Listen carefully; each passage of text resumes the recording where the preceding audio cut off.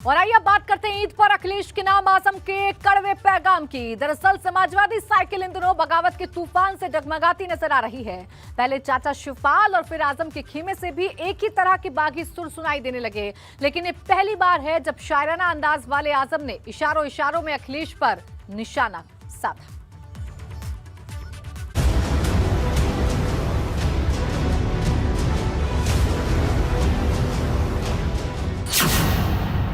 ईद पर अखिलेश के नाम आजम का कड़वा पैगाम।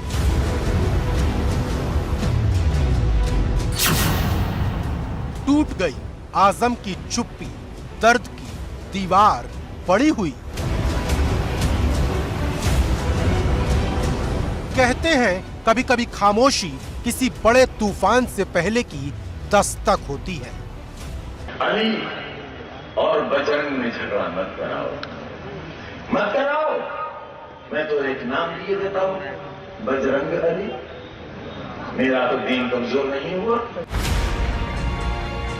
कहते हैं जख्म जब सीने में नासूर बन जाता है तो जुबान से शूल सरीखे शब्द निकलते हैं। मेरा जीना इस जमीन के लिए बोझ बन गया है। मेरी वजह से गरीब सताए जा रहे हैं। मुझे नहीं लड़ना ये चुनाव, मुझे मार के खत्म कर। इस वक्त समाजवादी पार्टी में बगावत की धुरी बनते नजर आ रहे आजम खान शायद वैसा ही कुछ कर रहे हैं।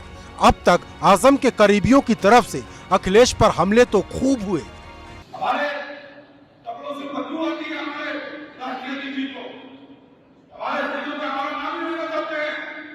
भाई आपने अपने रिश्ते के बारे में बताया। लेकिन ये पहली बार है जब आजम ने शायराना अंदाज में बड़ा चुभने वाला निशाना साधा है। माना यही जा रहा कि उनके निशाने पर कोई और नहीं बल्कि खुद उनके भरोसेमंद रहे अखिलेश यादव है।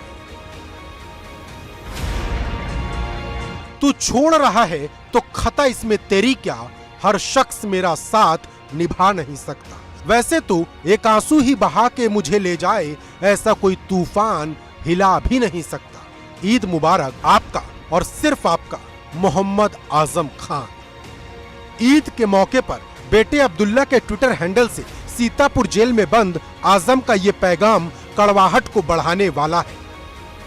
आजम को हमेशा से उनकी चुभने वाली तहरीर के लिए जाना जाता है।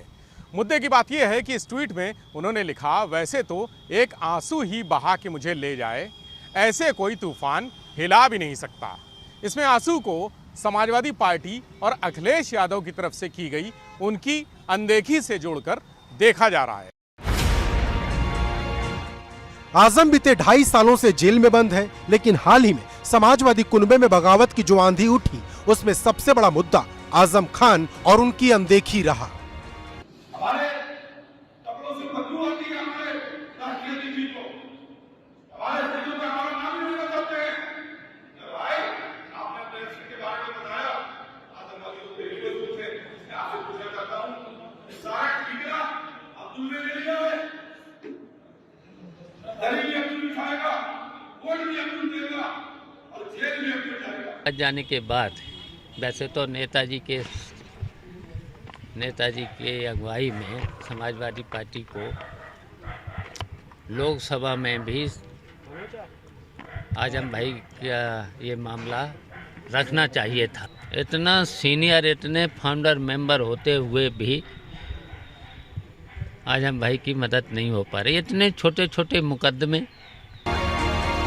उम्मीद तो ये जताई जाने लगी है कि शायद आजम इस बार जेल की सलाखों के पीछे नहीं बल्कि अपने घर पर ही ईद मनाएंगे। हालांकि इस ख्वाब पर पानी फिर गया और आज यही कसक अब्दुल्ला के लिए दर्द का समंदर बनकर उमड़ आई। उन्होंने लिखा, वो जो ख्वाब थे मेरे जहन में, न मैं कह सका न लिख सका, कि जबान मिली तो कटी हुई, कि कलम मिला तो बिका हुआ। आपके बिना पहली ईद है, अल्लाह पाक कभी दोबारा ऐसा मौका ना लाए। सुलगता सवाल तो यह है कि आजम ने क्या सोची समझी रणनीति के तहत ईद के दिन को अखिलेश पर निशाना साधने के लिए चुना, क्योंकि मुद्दे की बात यह है कि समाजवादी कुनबे में रूठना मनाना तो पहले भी हुआ, लेकिन जिस वक्त में अखिलेश चौतरफा बगावत के तूफान में घिरे हैं, ऐसे में आजम का यह अंदाज बयां उनके लिए एक और बड़ी आफत का ट्रेलर माना जा रहा। Bureau report, ABP Ganga.